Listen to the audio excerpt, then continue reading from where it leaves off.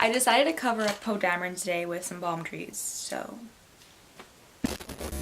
Hi guys, I'm Andrea, and this month I'm participating in the Asian Readathon, which I'm very excited to participate in, and there are 5 prompts. I wanted to talk a little bit about my TBR for this month.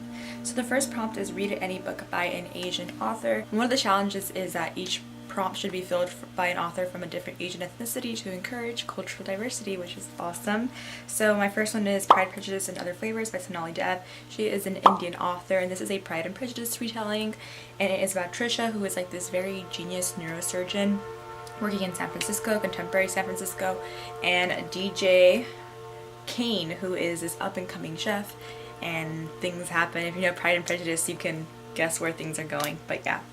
The second prompt is read a graphic novel featuring an Asian character or written by or drawn by an Asian author. I chose Battle Angel Alita, who was created by Yukito Kushida from Japan, and this is a cyberpunk manga series set in post-apocalyptic dystopian future where the world's just torn up and destroyed, and it stars this female cyborg called Alita, and she has memory loss, and it's about her gaining her memory loss, and there's like bounty hunters and adventures and all that kind of fun stuff. Number 3 is read a book featuring an intersectional Asian character or written by an intersectional Asian identity.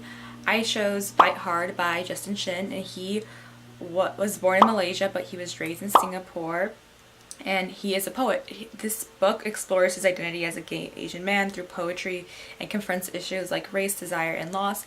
And I came across him through a poem of his that I saw on YouTube, and I'll be linking that below or inserting it here, and I thought it was really raw and passionate, so I really want to learn more about him and his life story. Number 4, read a book by Asian author that was originally written in their native language. Translated books and graphic novels count. The book I chose I started last year, but I didn't get to finish it because my library loan expired, and that is The Vegetarian by Hong Kong, and this is originally written in Korean. So I started this book last year and I didn't get around to finishing it, but it takes place in present-day Seoul, Korea, and it's about Yoongi, who decides to stop eating meat after like this series of very terrifying animal slaughter-related nightmares, and the effects of what that decision does to her like social life, her personal life, her family life. And it's told in 3 different point of views, and it's described as this very kind of trippy experimental book. So yeah. And number 5, read the group book A Thousand Beginnings and Endings by Ellen O. And this is an anthology, really, and I love anthologies, so I'm really looking forward to reading that.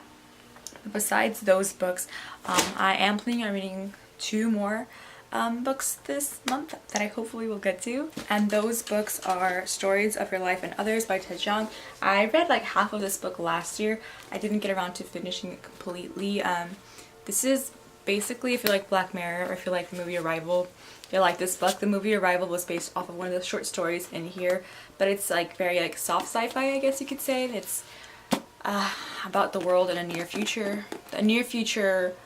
sci-fi world, if that makes sense. But I really enjoyed it and I want to finish it.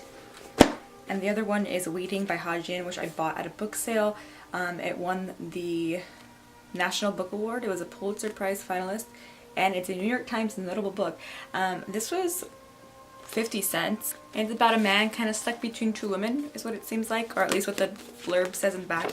And I really want to read it, so yep, those are the books I have planned reading this month, and I hope you enjoyed this video, and I'll see you guys next time.